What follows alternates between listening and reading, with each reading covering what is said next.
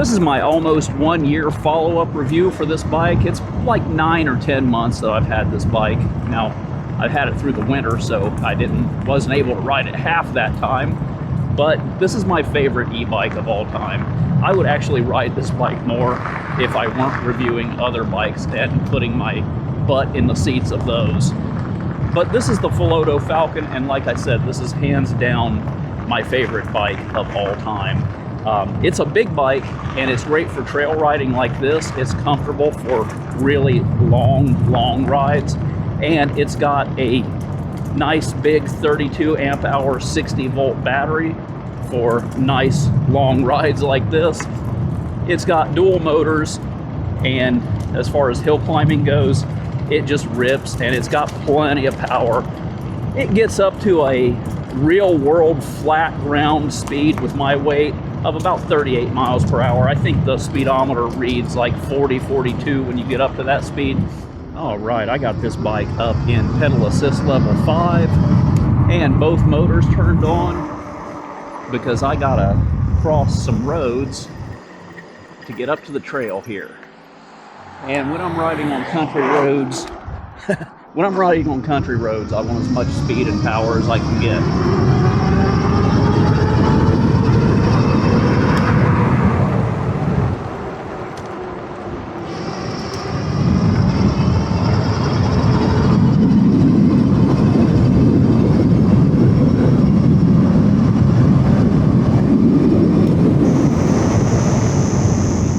But I don't ride it for speed, I ride it for comfort and range, and for that, it totally kills it. It's really nice to have the extra power when I need it, but for the most part, I basically ride this bike anywhere from like 18 to 25 miles per hour. I'm really not going to be getting up over that speed unless I really need to.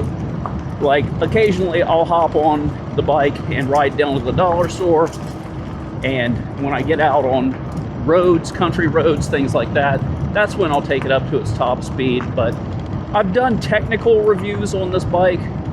Today, this is just talking about the feeling that this bike gives me. It basically does everything that I need it to do, and it's everything that I want in an e-bike. Generally, when people look into buying an e-bike like this, a high voltage bike, their big concern is how fast does it go? And to me, that's never really been much of a concern. As long as a bike can get up to like 20 miles per hour for these kinds of trails, because this is the most of the kind of riding that I do, that's plenty fine for me. For me, it's a matter of how far can the bike take me. I'm really more concerned with like range, and that's what I love about this bike. It's got the extra power when I need it, but for the most part, I'm going to be using that stored energy for range and going on really long rides. I personally don't have any use for an e-bike that can go really fast if you're going to blow through the battery in no time. So a fast bike with a small battery, or a battery that's not really adequate to keep it going for a very long distance, just is not of any use to me. And with this bike being a 60 volt 32 amp hour battery, it's got everything I really want in an e-bike. Now, would I take a second battery add-on, and have I considered modding it for a second battery? Oh sure, absolutely, but it wouldn't be for riding it faster in the same amount of time. It would be for doubling my range at a lower speed. So is this bike perfect? Well, no, it does have some lackluster acceleration. I'm going to go up into level 5 and turn both motors on and take off from a dead stop here, full throttle. And as you can see, it creeps into it. But check this out. I'm going to slow down here. And with the wheels rolling already, I'm going to hit the throttle.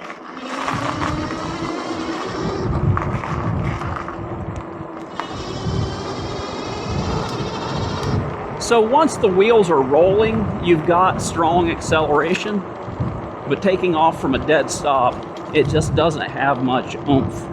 And the reason for that is these motors have nylon gears, and if you hit these things with all of the power that you could hit them with from a dead stop, it would strip those nylon gears out. Like some other companies have steel reinforced gears, but they also up the price considerably. So there are some trade-offs with this bike being as low cost as it is for everything that you get. Now, like I said, I'm really not going to be riding a bike to go out and speed demon on it.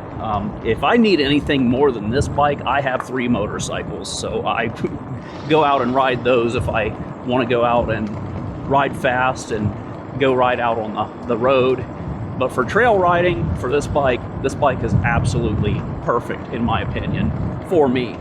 At 5 foot 10 inches tall with the seat all the way down, I can almost flat foot this bike. I'm a little bit up on the balls of my feet, and I can take the seat up a little bit higher because I'm comfortable on a bike not flat footing it. So if I wanted to take this up and get a better pedal stroke, I could, but I'm fine with it right here because I generally just casually ride this bike. I can get enough of a pedal stroke on it to assist the bike and ride casually because it is a cadence sensor. And if I want anything faster than this, and if I want anything faster than what this thing can reach at its top speed, I'm going to be out riding a motorcycle. There were a few things I changed about this bike. I changed out the original handlebar grips because they were those cheap waffle pattern grips that come with a lot of e-bikes. So I just put a really cheap pair of Bell grips on here. These were like 10 bucks at Walmart, and they're kind of like gel padded. They are plenty comfortable enough for the kind of riding that I do.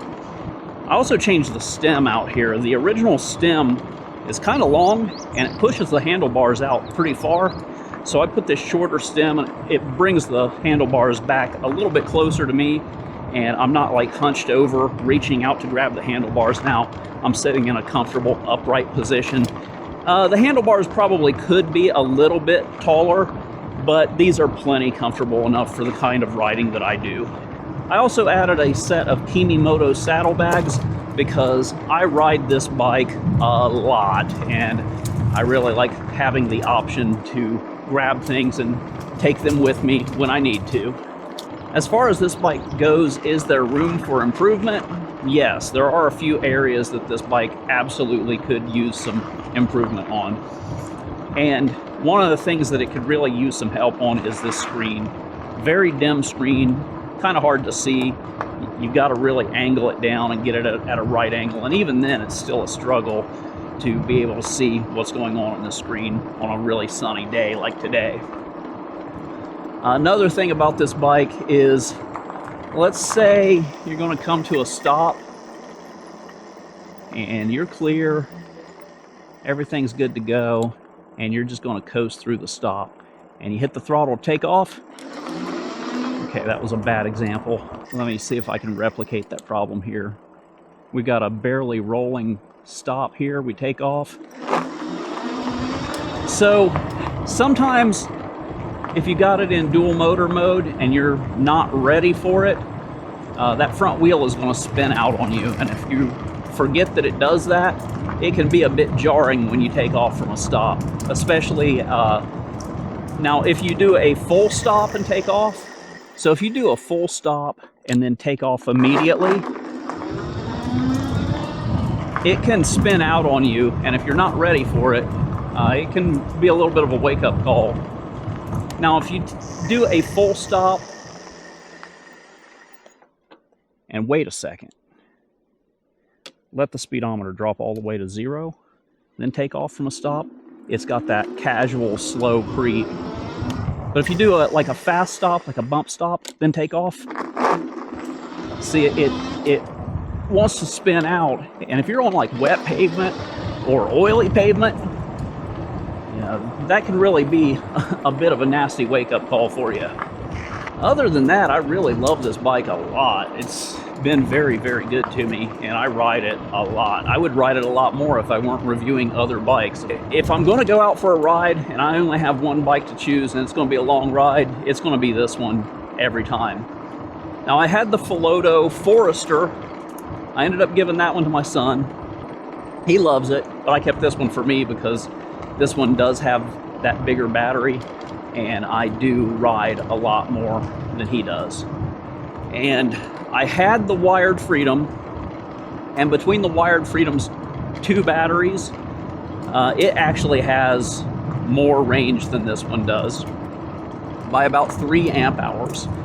The reason I got rid of the Wired Freedom is because this bike and the Freedom are so close to each other in what they can do, at least where I need them to do what I need them to do for me, that there was no point in me having 2 bikes. And the reason that I got rid of the Wired Freedom is because I was able to sell it for more than what I was able to sell this one for.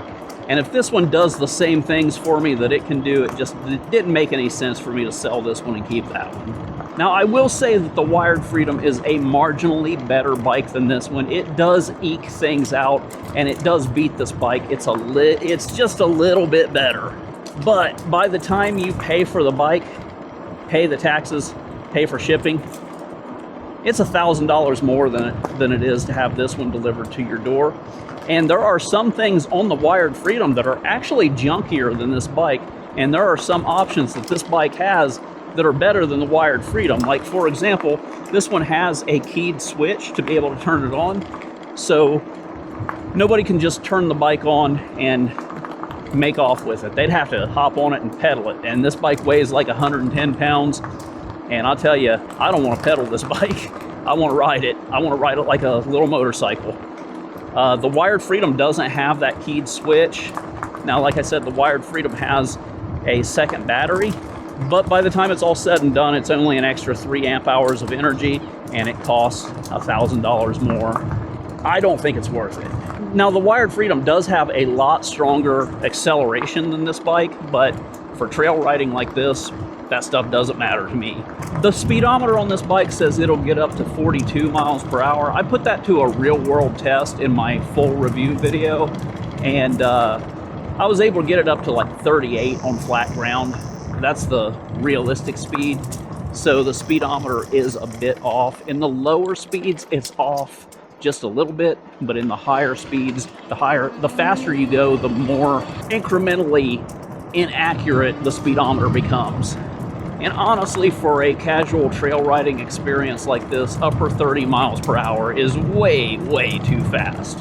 But it is nice to have that extra oomph when you need it, just in case somebody's dog gets away and you need to get away from a bite in the ass. Another thing I really love about this bike is its rear suspension. As we come through this section of the trail, it gets really, really bumpy. And most bikes, I gotta go over to the other side of the trail and ride over there, but this rear suspension absorbs most of these bumps without any problem at all. It's really nice to ride this bike over rough sections. This bike does a great job of mitigating rough terrain. And once you've had a bike with a good rear suspension, it's hard to go back to a bike that doesn't have one. Okay, we are at the 10-mile mark for this ride that I'm doing today, and I've been riding at around 18 miles per hour, and the battery meter has dropped 1 bar. I weigh 190 pounds, and I did do a couple sections there where I got up to a high speed, so I think the battery life's pretty good. I would have no problems riding this bike the way I've been riding it, up to a range of probably about 50 miles. I did some full range tests on this bike in other videos, so feel free to check those out if you want, as well as full reviews that I've done on this bike. Anyway, I think that's about everything I have to say about this bike as far as a follow-up review goes. If you want to check out everything that I've done on this bike up to this point, the stuff is on my channel. Be sure to check it out. I will put those links in the description and a pinned comment. Anyway, that's it for now. Thanks for watching, and I'll see you next time.